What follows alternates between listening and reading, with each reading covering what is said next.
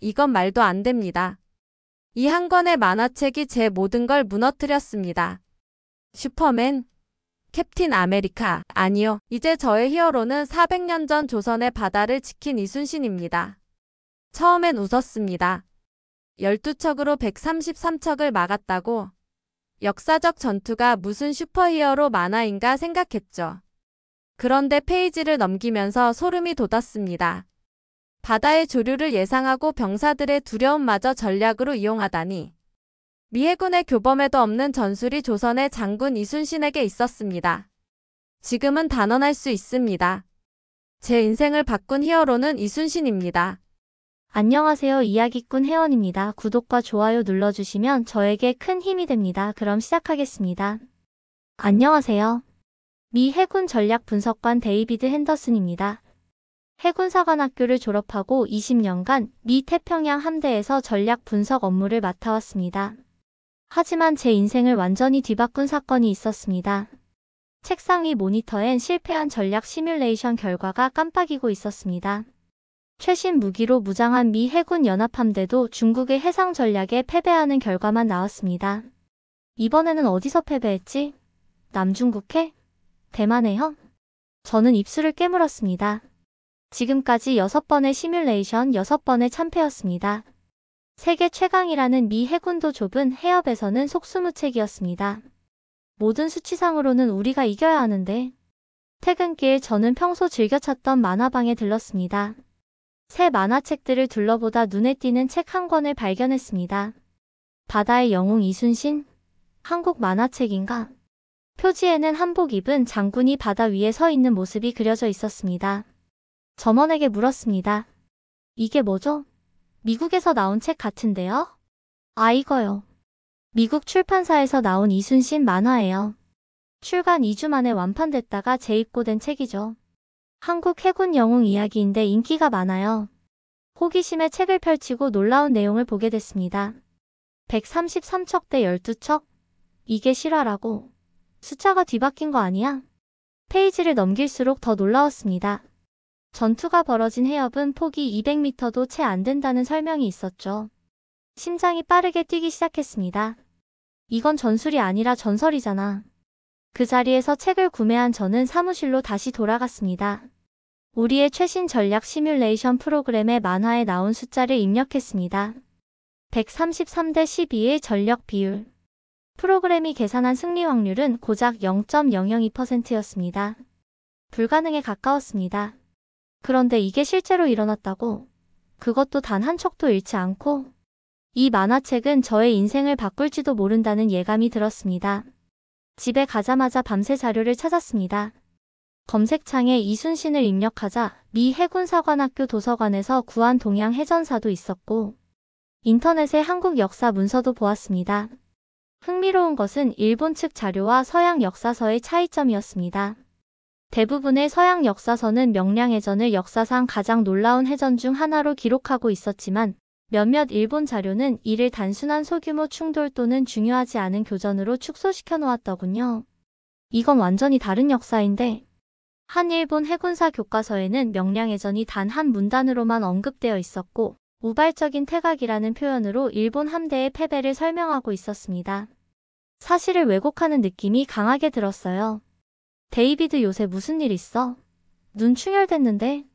아니에요. 그냥 흥미로운 전략 케이스를 발견했을 뿐입니다. 하지만 단순한 흥미가 아니었습니다. 이순신의 전술을 분석할수록 현대 해군 전략에 적용 가능한 핵심을 발견했습니다. 12척으로 133척을 이긴 명량해전은 단순한 기적이 아닌 철저한 전략의 결과였습니다. 가장 놀라운 것은 이순신이 해류를 무기처럼 사용했다는 점이었습니다. 명량 해협은 하루에 4번 물살의 방향이 바뀌는 곳이었습니다. 이순신은 이 물살이 바뀌는 정확한 타이밍에 전투를 개시했던 것입니다. 위성이나 현대 해양학 없이 어떻게 이런 게 가능했지? 저는 현대 위성 해류 데이터와 실제 전투 기록을 대조해 보았습니다. 정확히 일치했습니다. 이순신은 물살이 바뀌는 순간을 알고 있었고 그 정확한 시간에 전투를 시작했던 것입니다. 이런 보고서를 제출하면 나는 바보 취급을 받을 수도 있겠지. 하지만 도전해볼 가치는 충분했습니다. 컴퓨터 앞에서 밤을 새우며 이순신의 모든 해전을 분석했습니다.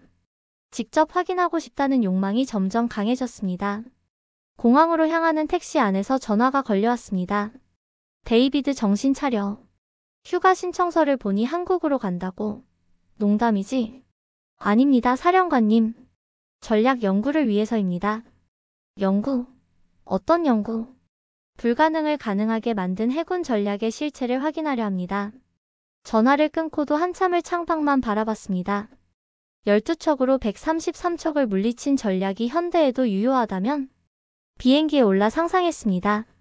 이순신의 전략이 21세기 해군의 게임 체인저가 될 수도 있다는 가능성에 가슴이 뛰었습니다. 한국에 도착한 첫날 호텔에 짐을 풀자마자 시작했습니다. 호텔 TV를 켰더니 넷플릭스 첫 화면에 불멸의 이순신이 떴습니다. 운명이라 생각하고 재생 버튼을 눌렀습니다. 뭐야, 이게 한국 드라마인가? 호텔 방에서 넷플릭스를 켰는데 불멸의 이순신이 첫 화면에 뜨더군요. 운명이라 생각하며 재생 버튼을 눌렀습니다. 처음에는 단순 엔터테인먼트라 생각했지만 한 회 한 회 보면서 입이 벌어졌습니다. 잠깐, 이게 전부 실화라고. 첫 번째 에피소드부터 30번째까지 저는 밤을 새워 시청했습니다. 화장실 가는 시간도 아까웠죠. 이순신이 파직되고 백의종군하고 다시 12척의 배로 일어서는 과정이 마치 제 영혼을 흔드는 것 같았어요. 이건 그냥 전쟁이 아니야. 가슴이 뜨거워졌습니다. 이순신의 전략은 단순히 적을 물리치는 게 아니라 백성을 지키는 데 초점이 맞춰져 있었습니다. 그가 모든 전투에서 이긴 이유는 단순한 군사적 천재성이 아닌 무엇을 위해 싸우는가를 명확히 알고 있었기 때문이었죠. 호텔 프린터로 난중일기 영문 번역본을 출력했습니다. 그 안엔 정교한 전략이 담겨 있었습니다. 전략 게임보다도 더 복잡하고 계산된 움직임이었습니다. 다음날 저는 명량 해협으로 향했습니다. 직접 울돌목을 봐야 했습니다. 그곳에 도착했을 때 심장이 터질 것 같았습니다. 바닷가는 거칠었고 조수간만의 차가 극심했습니다. 가이드는 말했습니다. 여기 물살은 하루에 4번 방향이 바뀌고 최대 시속 20km로 흐릅니다. 눈앞에서 소용돌이 치는 바다를 보며 저는 GPS 시계로 정확한 시간을 확인했습니다. 위성 데이터를 열어보니 400년 전 이순신이 전투를 시작한 시간과 현대 해양 데이터가 정확히 일치했습니다. 이건 단순한 지리적 이점이 아닙니다. 해양물리학을 완벽하게 이해한 천재성입니다. 3노트짜리 조류가 300척의 적을 무력화시켰던 겁니다. 이건 우리 시뮬레이션에 없던 변수였습니다. 명량 전시관에서는 그의 전략을 더 깊이 있게 배웠습니다. 그는 단순히 조류만 활용한 것이 아니었습니다. 심리전, 기습, 화공 전술까지 모든 수단을 동원했습니다. 그가 손으로 직접 그린 지형도엔 해류의 방향과 속도까지 표시돼 있었습니다. 현대 해양학자도 만들기 어려운 정교함이었습니다. 이 사람이 없었다면 한국은 지금 존재하지 않았을지도 모릅니다. 한 사람의 전략이 나라를 구했습니다. 제가 이순신에 대해 깊이 연구하면서 가장 놀라웠던 것은 바로 거북선이었습니다. 처음 거북선에 대한 자료를 접했을 때 저는 그저 목선에 못을 박은 단순한 전투함 정도로 생각했습니다. 그러나 여수해양박물관에서 실물 크기로 복원된 거북선을 직접 보았을 때 제 생각은 완전히 바뀌었습니다. 이게 400년 전 함선이라고? 말도 안 돼. 거북선 내부로 들어갔을 때 저는 할 말을 잃었습니다. 3층 구조로 설계된 이 함선은 현대적 개념의 전투함과 놀랍도록 유사했죠. 1층은 창고와 휴식 공간, 2층은 노를 젓는 공간과 포격 구역, 3층은 보호 갑판과 추가 무장이 가능한 구조였습니다. 이건 그냥 배가 아니야, 움직이는 요새잖아. 박물관 연구원은 자랑스럽게 설명했습니다. 거북선은 우리 수군의 비밀병기였어요. 등껍질 모양의 갑판 위에 쇠못을 박아 적이 올라타지 못하게 했고 다방향에서 포격이 가능한 구조를 갖췄죠. 마치 현대의 구축함 개념과 비슷하군요. 선체 전체에 철판을 댄 건가요? 전체 철판은 아니었지만 중요 부위에 철판을 보강했다는 기록이 있습니다. 실제로 일본 병사들은 거북선을 철로 된 배라고 불렀죠. 미 해군 함정 설계 역사를 공부했던 저로서는 충격적인 발견이었습니다. 서구에서 철갑함이 등장한 것은 19세기 중반, 미국 남북전쟁 시기의 군함보다 이순신의 거북선은 그보다 무려 250년이나 앞서 있었습니다. 가장 인상적이었던 것은 거북선의 전술적 활용이었습니다. 거북선은 단순한 전투함이 아니라 일종의 게임 체인저였습니다. 이순신은 소수의 거북선을 함대 선봉에 배치하여 일본 함대 한가운데로 돌진시켰고, 거북선들은 들이받기 전술과 다방향 포격으로 적진을 교란했습니다.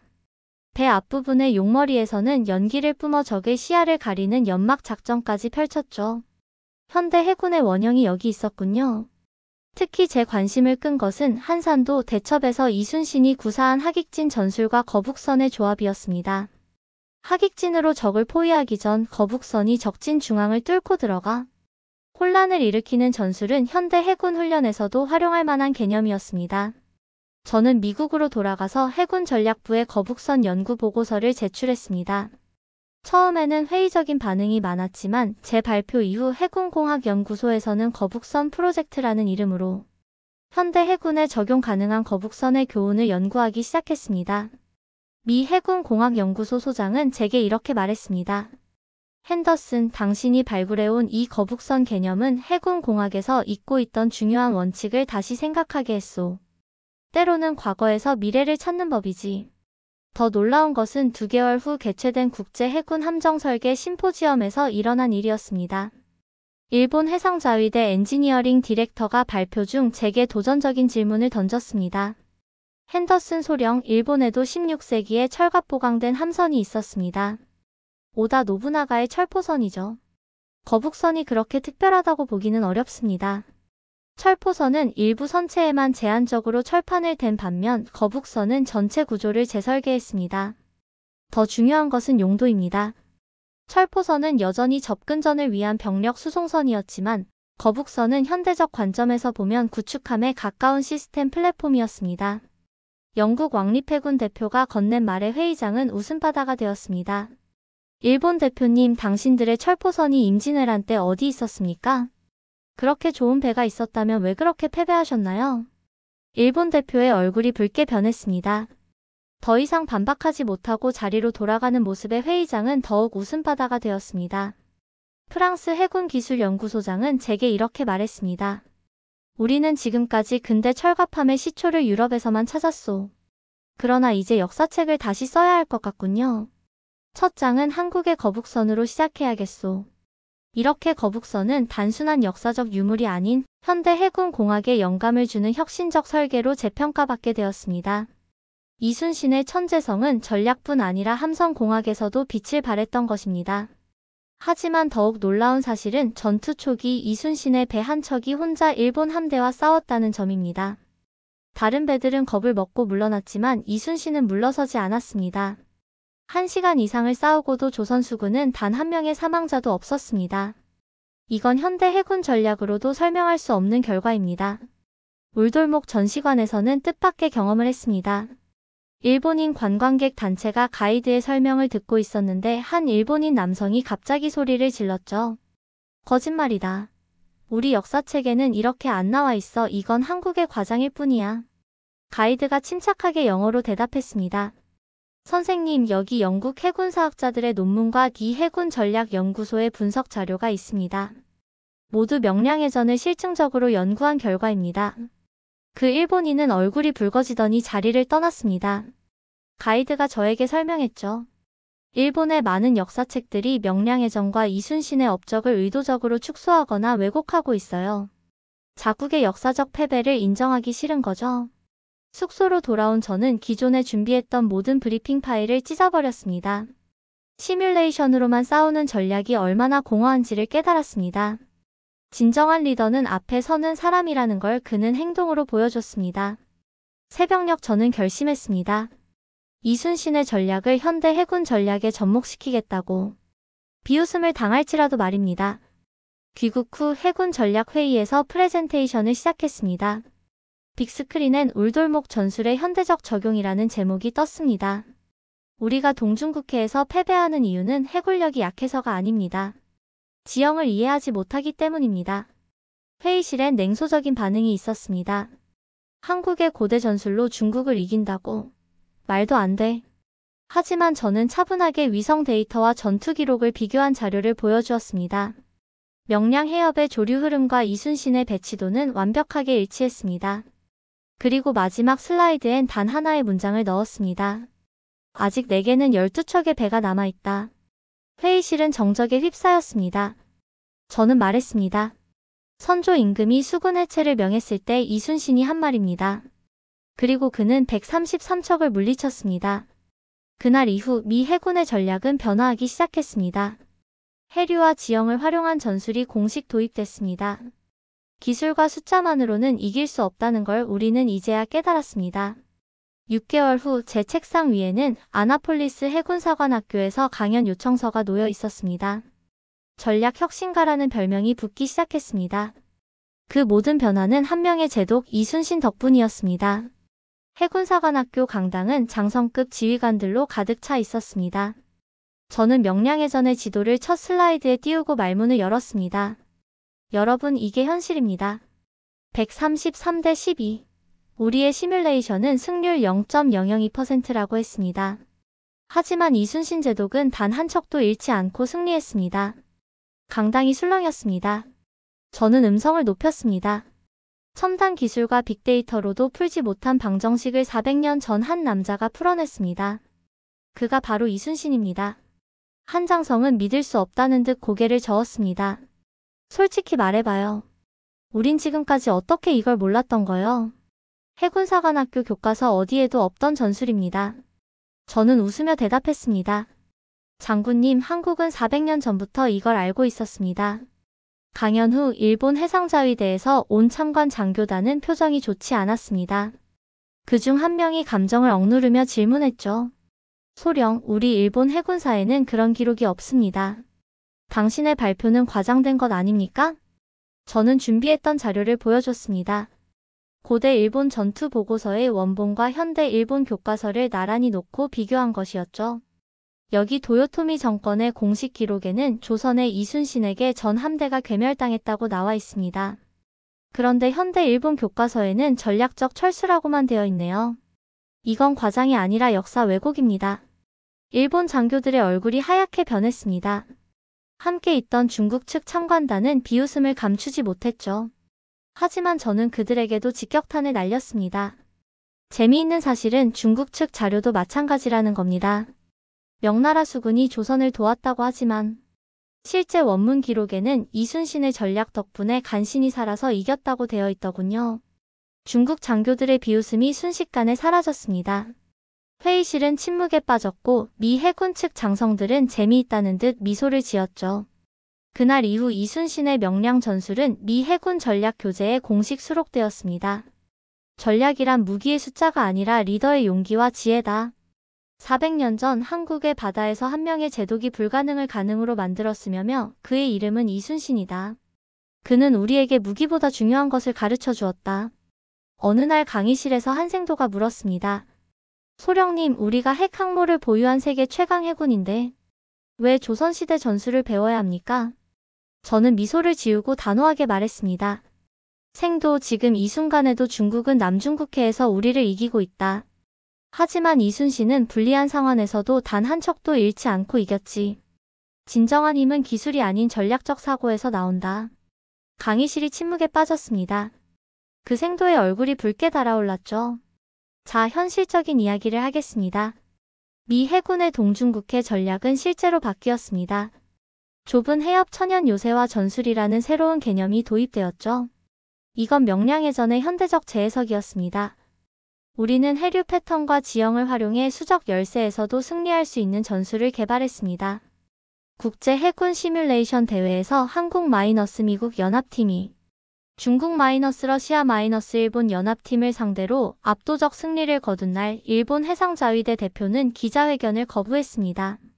패배의 쓴맛이 참기 힘들었겠죠. 중국 대표는 기술적 오류를 주장했지만 누구도 믿지 않았습니다. 얼마 후 미 해군의 동중국해 전략은 완전히 바뀌어 있었습니다. 좁은 해협을 천연 요새로 활용하는 전술 즉 명량해전의 현대적 해석이었습니다. 지형과 조류를 분석해 수적 열세에서도 승리할 수 있는 전술이 탄생했습니다. 시뮬레이션상 승률은 68%까지 올라갔습니다. 이제 사무실에는 이순신 장군의 인형 놓여 있습니다. 항상 문제가 생기면 이순신이라면 어떻게 했을까 생각해봅니다. 이순신처럼 생각하자. 제 책상 위 청동상 받침대에는 작은 명판이 있습니다. 아직 내게는 12척의 배가 남아있다. 이 문장이 미 해군의 전략을 바꿨습니다. 그리고 제 인생도 완전히 변화시켰습니다. 그리고 가장 뜻밖의 변화는 집에서 일어났습니다. 어느 주말 10살 된 제 아들 마이클이 제 서재에 들어와 이순신 장군 동상을 유심히 바라보더군요. 아빠, 이 사람은 누구예요? 저는 아들에게 이순신 장군과 명량해전 이야기를 들려주었습니다. 12척으로 133척을 이긴 기적 같은 승리, 바다의 물살을 이용한 전략, 가장 앞장서서 싸웠던 용기에 대해서요. 아들의 눈이 점점 커졌습니다. 정말이에요? 진짜 그런 일이 있었어요? 그럼 역사적 사실이야. 이순신은 7년 동안 단 한 번도 패배한 적이 없었단다. 다음날 아침 마이클은 학교에 갈 준비를 하면서 갑자기 말했습니다. 아빠, 나도 이순신 장군처럼 될래요. 똑같이 용감하고 똑똑한 사람이요. 이순신 장군님, 당신의 지략은 400년이 지난 지금 세계 최강대국을 가르치고 있습니다. 그리고 저에게 진정한 전략이 무엇인지를 깨닫게 해주었습니다. 감사합니다. 킹감동이었습니다. 영상이 재미있으셨다면 구독과 좋아요 눌러주세요.